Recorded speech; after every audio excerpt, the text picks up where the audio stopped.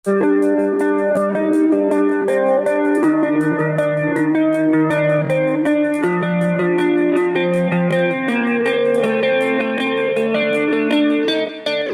kawan-kawan semua, gimana kabarnya? Baik, semoga kalian beserta keluarga selalu dalam keadaan sehat walafiat serta diberikan umur dan rezeki yang berkah.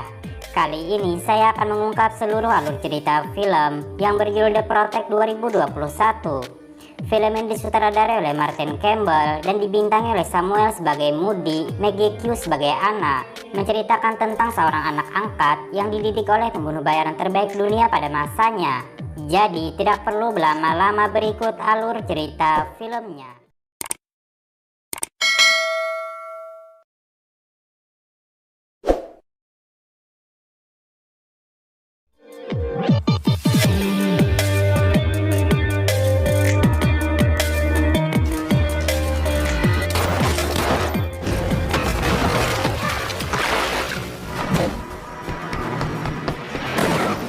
Berawal di kota Danang, Vietnam pada tahun 1991, kita akan diperkenalkan dengan seorang pembunuh bayaran bernama Moody.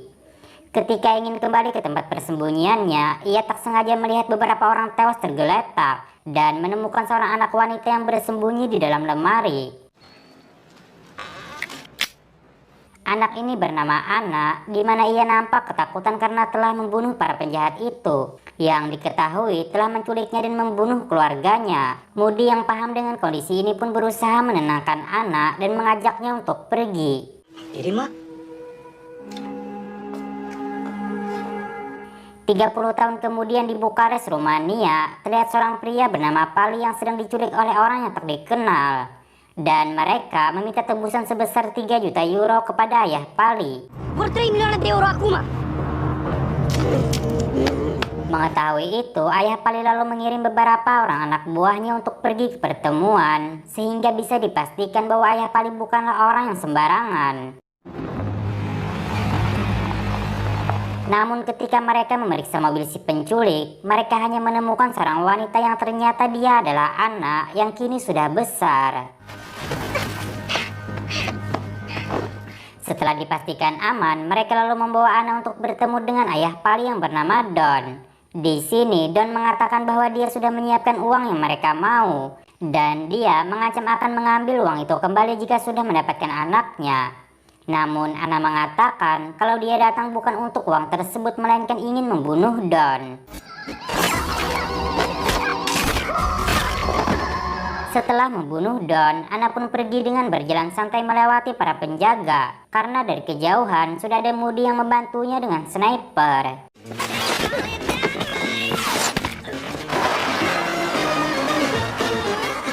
Selesai dengan itu, mereka pun menerima bayaran 7 juta euro atas pekerjaan ini. Sementara Pali mereka tinggalkan begitu saja. Setelah berkeliling dunia sebagai pembunuh bayaran, mereka akhirnya memutuskan untuk menetap di London dan menjalani kehidupan seperti orang pada umumnya. Yang dimana sekarang Anna tinggal di sebuah apartemen mewah dan memiliki sebuah toko yang menjual buku lama dan juga buku baru. Sementara Moody yang sudah mulai sakit-sakitan menikmati hasil kerja kerasnya selama ini dengan tinggal di rumah megah bagai bangsawan. Saat itu, Moody yang berulang tahun diberikan hadiah gitar tua oleh Anna. Dan itu sangat membuat Moody senang karena ia memang sudah lama mencarinya. Thank you. Kemudian, Moody memberikan sertifikat toko yang sekarang disewa oleh Anna. Moody memberitahukan kalau toko tersebut sudah ia beli untuk Anna. Namun sebagai gantinya, Moody meminta Anna untuk mencari tahu keberadaan seorang anak bernama Lucas. Yang diketahui, Lucas adalah anak dari seorang mafia bernama Edward yang sebelumnya ia bunuh. Dan sekarang Moody berniat ingin menebus dosanya tersebut dengan menjaga Lucas. Namun sampai saat ini, ia masih belum menemukan keberadaan Lucas. Dan Anna yang mendengar itu pun dengan senang hati membantunya.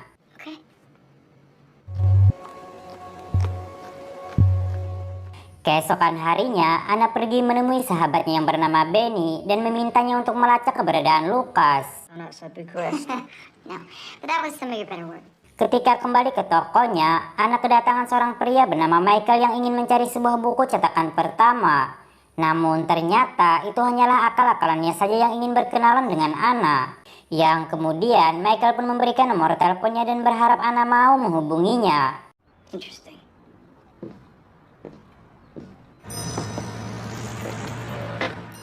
Anna lalu menemui Benny untuk mengambil data informasi tentang Lucas yang Benny simpan di sebuah flash disk.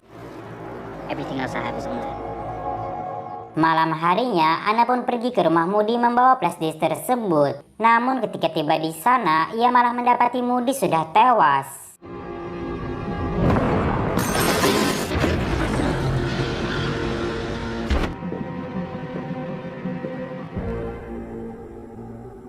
Kemudian Anna pergi ke tempatnya Benny yang ternyata dia juga sudah tewas di atas setrikaan laundry.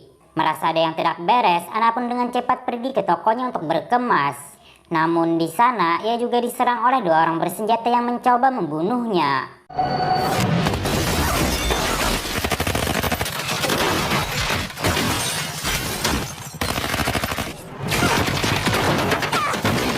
Di sini Anna dengan cerdas berhasil mengelabui mereka dengan berpura-pura mati.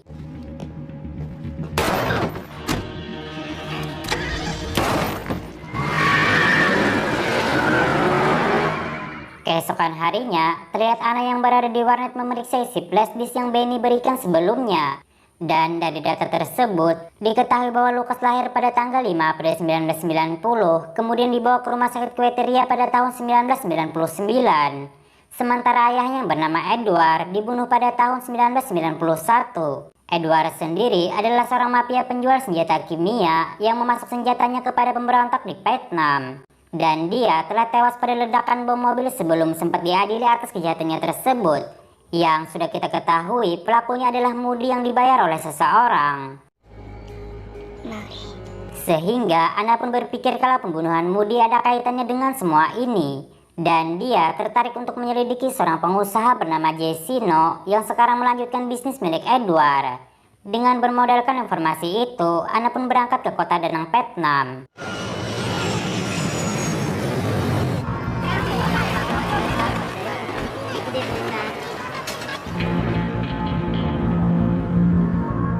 Pada pagi hari yang cerah, terlihat segerombolan geng motor yang dipimpin oleh seorang pria bernama Billy, yang kemudian mereka dikagetkan dengan seorang pengendara yang menerobos di tengah-tengah mereka.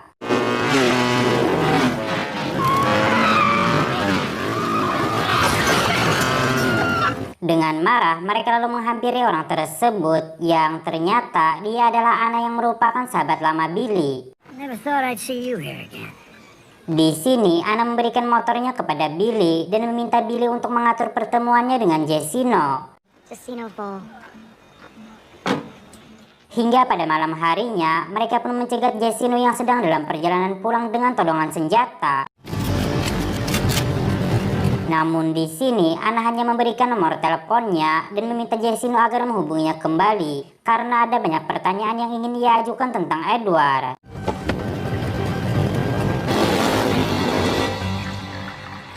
Beberapa hari kemudian, Anna pun mendapatkan telepon dari Jessino yang meminta Anna untuk datang langsung ke kantornya. Setelah melewati pemeriksaan, Anna lalu dibawa masuk ke ruangan Jessino yang ditemani pengacaranya bernama Duckweed. Di sini, Jessino menceritakan tentang perjalanan bisnisnya bersama Edward, dan dia bertanya mengapa Anna tertarik untuk mencari tahu seseorang yang sudah meninggal 30 tahun lalu. Anna pun mengatakan kalau bukan Edward yang ia cari melainkan anaknya bernama Lucas. Duckweed yang mendengar itu tiba-tiba saja langsung menembak Jessino dan menanyakan siapakah Anna sebenarnya. Namun tiba-tiba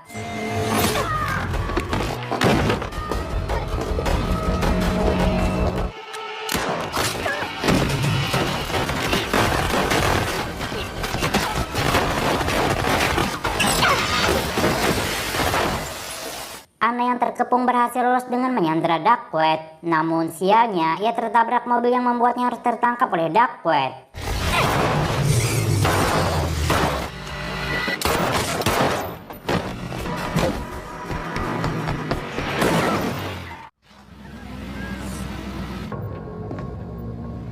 Duckweed lalu mengurung Anna di sebuah ruangan dan memaksanya memberitahukan apa motifnya mencari Lucas. Namun meski disiksa habis-habisan, Anna tetap saja bersikeras tidak mau buka mulut.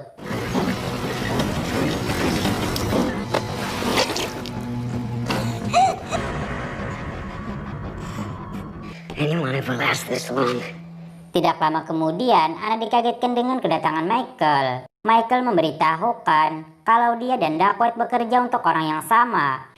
Namun dirinya tidak terlibat dalam pembunuhan Moody dan juga Benny, melainkan hanya untuk memastikan kalau tugasnya sudah selesai. I come in to make sure there's no loose ends. Sorry about your friend Moody.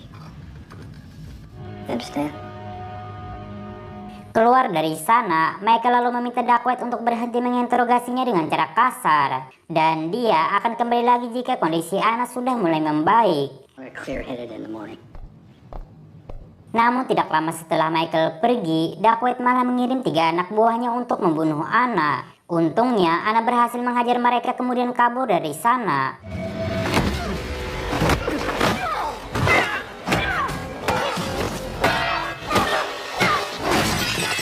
Setelah kejadian itu, Michael pun datang ke TKP. Dia mengatakan Anna tidak akan lari dan akan kembali untuk memburu mereka. It's 4-0. She's winning. Anna sendiri terlihat sudah berada di rumah Billy. Di sana dia menceritakan tentang masa kecilnya yang dibantu oleh Moody melarikan diri dari Vietnam dan merawatnya hingga besar. Oleh karena itulah, Anna merasa sangat berhutang budi kepada Moody dan dia berjanji untuk membalaskan dendam kematian Moody. He didn't save my life, he gave me a life. He was kind. Keesokan harinya, Anna pergi ke panti asuhan tempat di mana Lucas tinggal dulu dan menyamar sebagai petugas pemerintahan. Di sana, pemimpin panti memberikan berkas data diri Lucas yang ternyata pernah keluar dan masuk kembali dengan nama yang berbeda yaitu Christian. Seems the boy was readmitted under the name Christian. Kemudian, dia pun membawa Anna untuk menemui Lucas yang sedang berada di sebuah ruangan. Namun pemimpin panti ini memberitahukan kalau Lucas tidak bisa diajak bicara karena dia buta tuli dan juga bisu sejak berumur 6 tahun. Ketika ingin pergi, Anna mendapatkan telepon dari Michael yang mengajaknya untuk berkencan. Dan Michael memberitahukan kalau dia bisa memberikan informasi yang Anna cari. I'll give you a time and place. Malam harinya, mereka pun melakukan pertemuan di sebuah kafe tempat yang sudah ditentukan. Di sini, Anna menodongkan pistol dari bawah meja dan meminta Michael untuk menceritakan semuanya. Namun Michael juga menodongkan pistol kepada Anna. Yang pada akhirnya mereka pun memutuskan untuk menunda pertarungan mereka. This was personal time. I'd really like to see you again. Saat bersamaan, Duckworth yang mengetahui pertemuan mereka ia pun dibuat curiga kepada Michael. Yang kemudian ia membayar beberapa orang preman lokal untuk membunuhnya.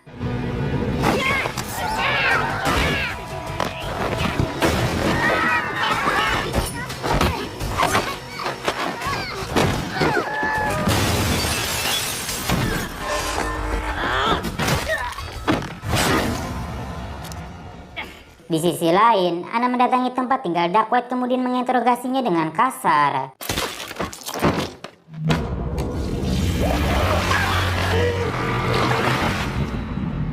Hingga ketika Michael tiba, ia mendapati Duckworth yang tewas tergantung di kamar mandi. Saat bersamaan ia juga mendapatkan telepon dari Anna yang memberitahukan kalau dia sudah mendapatkan informasi yang ia mau. Yang ternyata Anna masih ada di sana sehingga terjadilah pertarungan.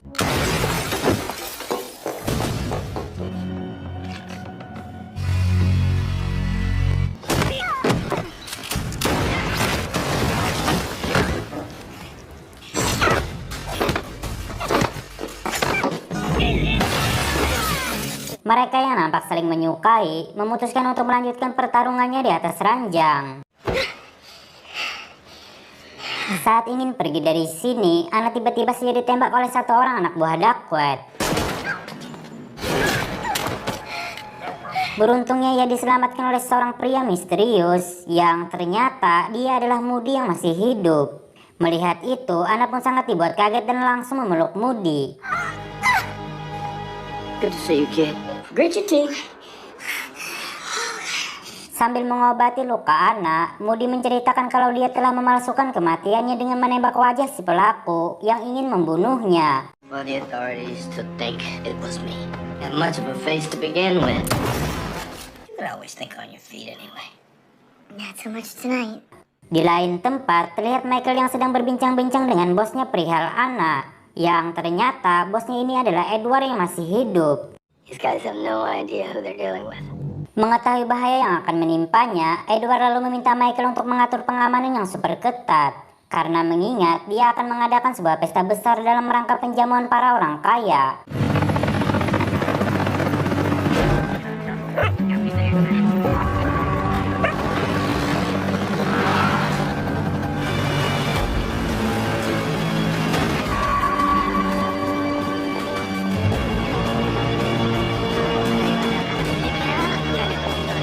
Hingga ketika pesta sedang berlangsung, nampak Michael yang dibuat sedikit tegang dan juga bimbang. Karena seperti yang kita tahu, kalau Michael menyukai Anna, namun di lain sisi dia juga harus melindungi bosnya. I really hope you got paid up front.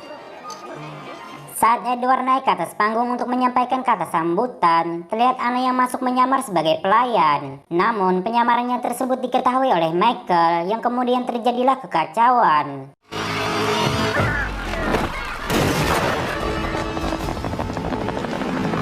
Anna yang berusaha kabur terus dikejar oleh Michael. Sementara Edward langsung mengamankan diri ke tempat persembunyian.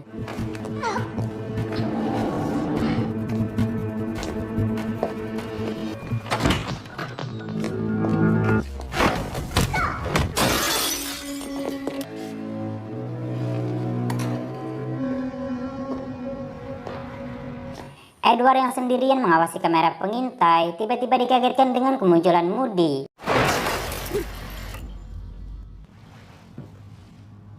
Di sini terungkap, ternyata dulu Edward pernah membayar Moody untuk membunuhnya dengan menggunakan orang lain sebagai korban. Yang dengan itu, semua orang akan menganggapnya sudah tewas dan dia akan terlepas dari hukuman penjara.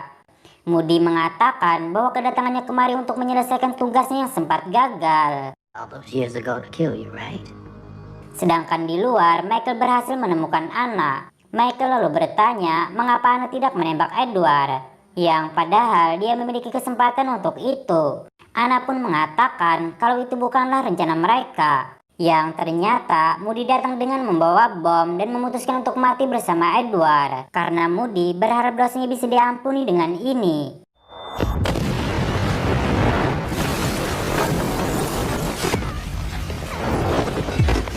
Setelah ledakan itu, Michael mendapatkan pesan dari Anna yang menyuruhnya datang ke suatu tempat. Sedangkan Anna yang terluka parah, ia lalu pergi ke tempat masa kecilnya dulu yang membuatnya kembali teringat dengan tragedi yang menimpa keluarganya. Yang dimana ayah, ibu, dan adik-adiknya dibunuh tepat di depan matanya.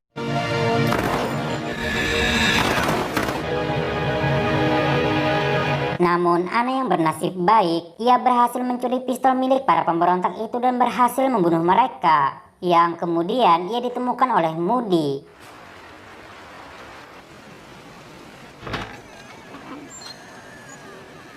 Tidak lama kemudian, Michael pun datang ke tempat ini.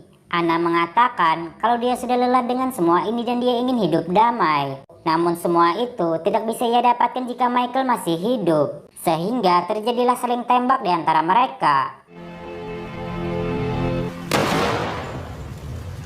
Beberapa saat kemudian, terlihat satu orang yang keluar dari pintu dan orang tersebut adalah Anna. Setelah itu, film pun tamat.